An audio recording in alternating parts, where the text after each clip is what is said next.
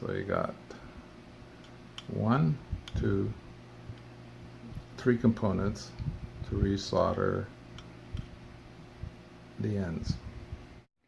Now you need flux. I'm just using some plumber's flux, my cheap soldering iron, and some leaded solder wire.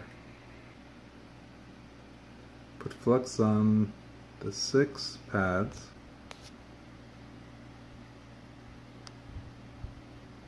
You're going to re-tin and remelt the solder that's on there.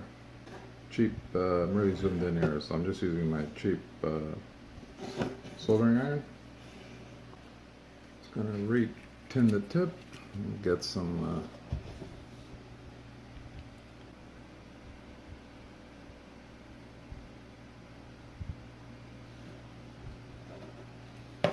just going to re-tin that.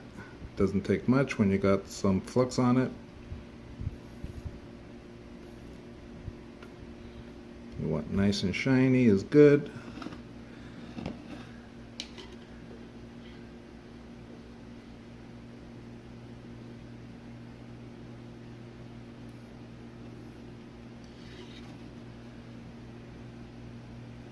And I think this was my bad one from before. But I'm going to do them all.